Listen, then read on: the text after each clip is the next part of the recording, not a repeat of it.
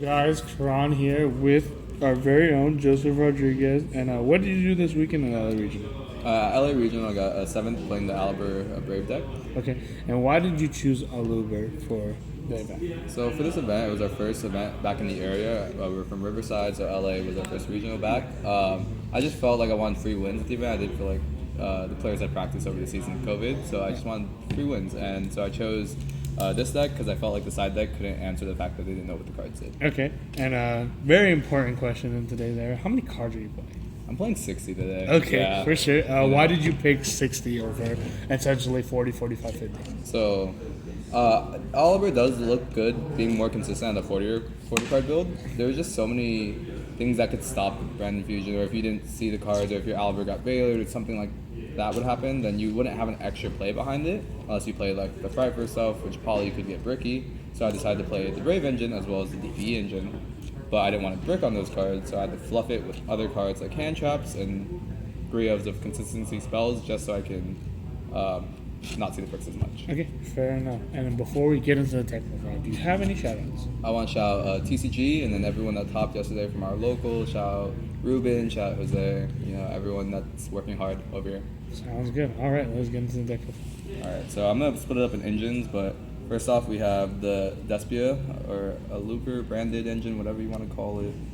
So 3 Aluber, he just searches a branded spell or trap. When a fusion dies, he revives himself and negates a monster on the field, but you can't use both effects the same turn.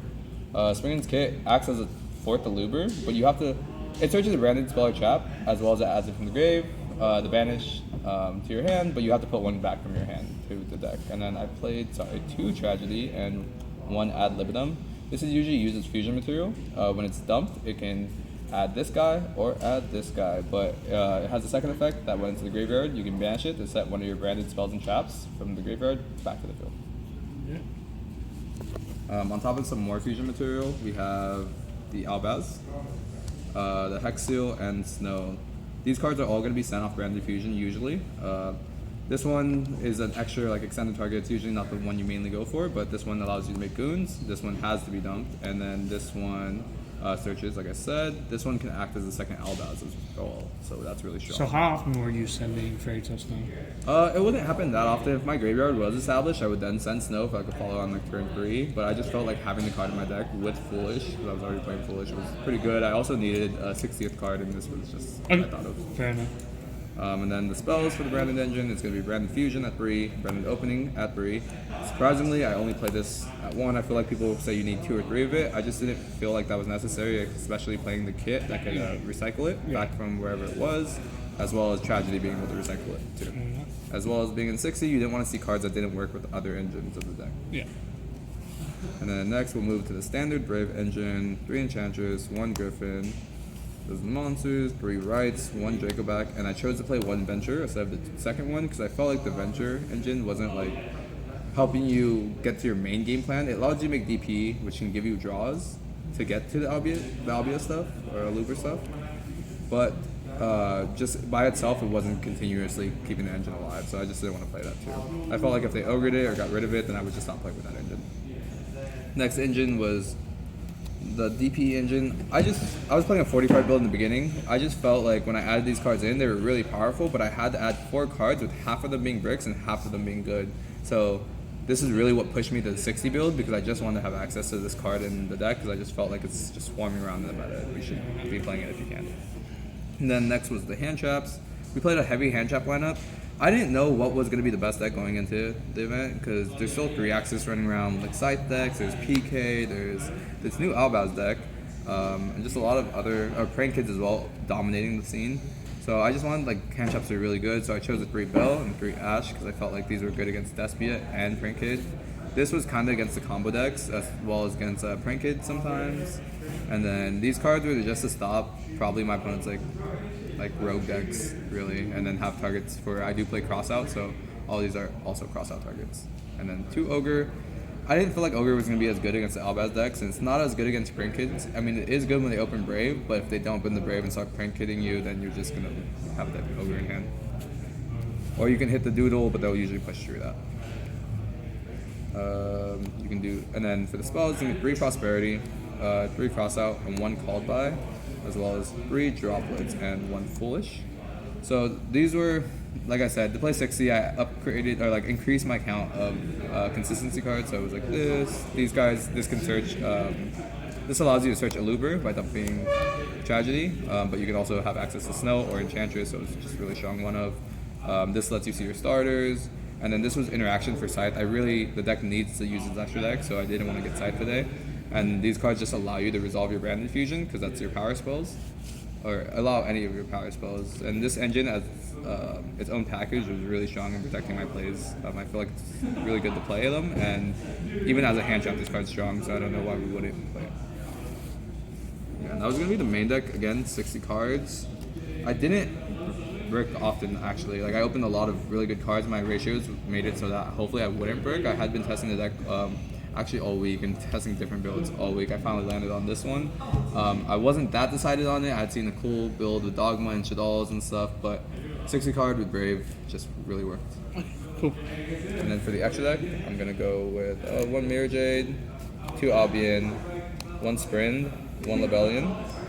So these are all cards that take Albaz in the name as fusion material, so all things that you can summon off Brand Infusion. This one actually can't be summoned off Brand Infusion, but it is a target instead. So we'll go over them one by one. This one card allows you to banish or send one from your extra deck as cost to banish a monster on the field, non-targeting. You can't use the effect on the next turn, however, but there's ways to play around it by resummoning it on your opponent's turn to use it again. Then we have it also has an end phase effect that if it's destroyed or leaves the field by your opponent's card effects, you can destroy your opponent's monsters at the end of the phase. Then we have Albion. Albion, when he's summoned, allows you to banish cards from your graveyard, or hand, or field to fusion summon. When it's in the graveyard, it sets branded red back to the field, from your deck to the field, and allows you to go for the Guardian Chimera, which is your opponent's or your interaction for the opponent's turn. Then we played Lebellion. This is a new one. It's really, really good. You discard, when on fusion summon, you discard 1 to shuffle back cards from your graveyard or your banish or your field to the deck to fusion summon. It allows you to go with some crazy plays depending on what you discard. And then the 1 Sprint, since Mirror Jade does dump targets from your extra deck that list Albaz, I wanted to have targets, more targets to play. I didn't use this to summon it ever. It was just to get the kit out of the deck, as well as like get Albaz and just act as another material for Mirror Jade. Okay, cool. And then afterwards, we had Dragoon and DP. These ones are very specific on how to make them. So I just had them as their own package. This card's insane, allowing you to draw with Celestial, gets you into your Despia cards if you just open your Brave cards. And then this card's hard to out. And if they do out any of these, Ad Libitum can always bring them back when you fuse with him. Then we have Draco Stapelia, Masquerade, and I don't know this guy's name, I can't say it, but all these cards are pretty generic in making. This one takes a fusion monster and a dark, this one takes a Despia and a lighter dark, and a Despia and a lighter dark.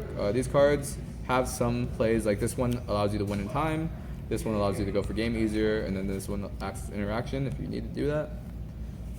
And then the best interaction, Chimera. Chimera allows you to pop 2 cards, or pop 1 card and draw 2, depending on which board you want to do. And if it has Poly in the graveyard, it becomes untargetable, but you don't play Poly. And then I have Link Spider, Verte, and Dark as my Link monsters. Link Spider, just so I can turn the Brave token into a Verte, and then the Dark, because I thought I would run into a mirror or take opponent's DPEs, so I figured I'd play this in the action. And then for the side deck, I was really expecting like 3 Axis to come through still, base to be really good, but I didn't realize how good Albaz would end up being. So I had 3 Token Collector, thinking that the Brave engine was going to be really good, as well as all those base decks with Mirror and stuff like that, so I just wanted to have clearance or clears for that. This card's also really good because it allows you to discard it. It's a hand trap that you can discard off Lebellion and comes back and cures itself. Then I have 1 Necro Banshee and 1 Zombie Road. This can be dumped off Brand Infusion to make Lebellion, and then you activate Zombie Road, which is really good. That helps against the Flunder matchup because it can't tribute their Wing Beasts because they're not zombies. It's the Flunder auto win. Flunder auto Essentially, win, yeah. yes. Then we have 3 Twin, and then 3 Evenly, and 1 Reboot. This is just for the glue, you know, had to get it out of there. This is also really good against Crankkids. I feel like going second, both these cards, not this one as much. Yeah. And then this Essentially card, blowout cards. Yeah, this card's really good versus D-Bear as well. I was deciding one D-Bear in for crossout, but I didn't know if they were going to play it or not. I think it'll probably become more popular, so I probably will eventually. And then 3, there can be... The boards I was making just were all different types, and the fusions you can make are just beasts, spellcasters, and dragons, so like you can just really abuse this card against like dinos, dragon links, any mono archetype tech deck. It ends up being really, really good. And going forward, would you have changed your list? By any means, would you make less cards or?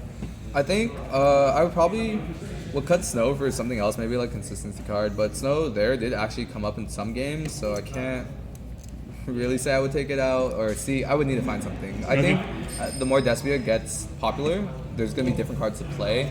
But for now, I think this was a really, really strong list. Sounds good. All right. Well, thank you for the deck profile. Hopefully, we see more Despia Spice from you, and congrats on your top 7.